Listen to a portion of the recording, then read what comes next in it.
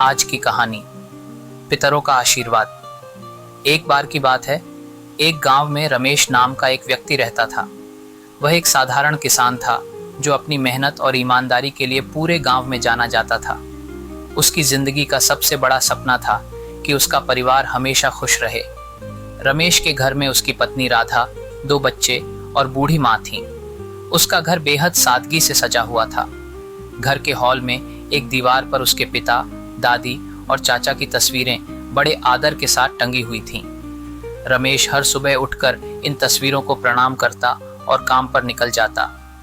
ये तस्वीरें उसकी प्रेरणा थीं, क्योंकि उसके पिता ने उसे सिखाया था कि मेहनत और सच्चाई ही जिंदगी के सबसे बड़े उसूल हैं।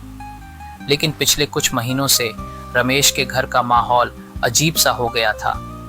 कभी उसकी पत्नी राधा बच्चों पर चिल्लाने लगती, तो कभी माँ छोटी छोटी बातों पर गुस्सा हो जाती। घर के सदस्यों के बीच लगातार बहसें होने लगीं। रमेश को समझ नहीं आ रहा था कि यह सब क्यों हो रहा है। रमेश ने इस बारे में अपने एक दोस्त से बात की, जिसने उसे सुझाव दिया कि वह गांव के प्रसिद्ध पंडित जी से सलाह ले। पंडित जी वास्तुशास्त्र और आध्यात्मिक ज्ञान में पारंगत थे। रमेश पंडित जी के घर गया और अपनी समस्या बताई। पंडित जी ने रमेश के घर का दौरा किया।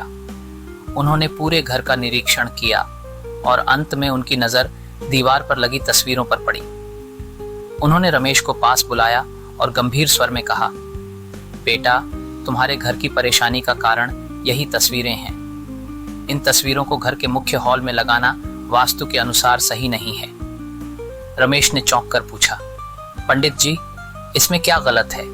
ये तो मेरे पिताजी और दादी की तस्वीरें हैं। इन्हें देखकर मुझे हमेशा प्रेरणा मिलती है। पंडित जी मुस्कुराए और समझाने लगे, बेटा, ये तस्वीरें तुम्हारे पूर्वजों की हैं। उनका आशीर्वाद हमेशा तुम्हारे साथ है। लेकिन याद रखना, जिंदा और मृत आत्माओं के स्थान अलग अलग होते हैं। पितरों की तस्वीरें घर के उत्तर पूर्व कोने में होनी चाहिए, जिसे हम पितृस्थान कहते हैं। अगर इन्हें जिंदा लोगों के साथ वाली जगह पर रखा जाए तो इससे नेगेटिव एनर्जी उत्पन्न होती है। इसका असर घर के माहौल और रिश्तों पर पड़ता है। रमेश ने पंडित जी की बात को गंभीरता से लिया। उसी दिन उसने दीवार से उन तस्वीरों को हटाया और घर के उत्तर पूर्व कोने में एक छोटा सा मंदिर जैसा स्थान बनाया।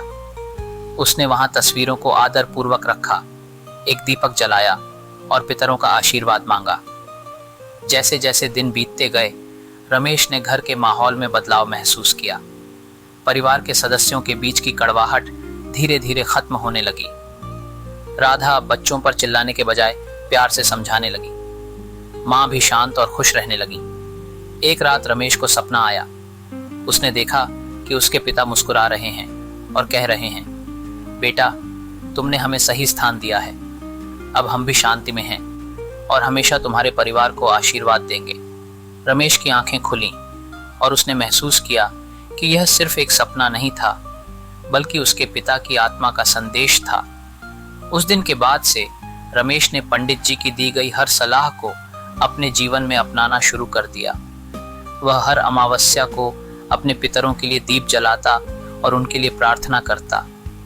घर में सुख शांति लौट आई थी।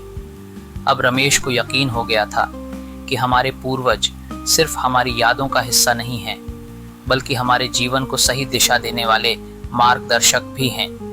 इस कहानी से हमें यह सीख मिलती है कि हमारे पूर्वजों का सम्मान करना और उनकी आत्मा को सही स्थान देना हमारी जिम्मेदारी है। सही परंपराओं और वास्तुशास्त्र का पालन करके हम अपने जीवन को खुशहाल बना सकते हैं। अगर आपको यह कहानी अच्छी लगी हो तो इसे लाइक करें और अपने मित्रों के साथ ज़रूर शेयर करें। और भी इसी तरह की अच्छी और प्रेरणादायक कहानियों के लिए आपसे निवेदन है कि आप हमारे चैनल को सब्सक्राइब करें। मिलते हैं अगली कहानी के साथ। तब तक के लिए अपना ख्याल रखें। धन्यवाद।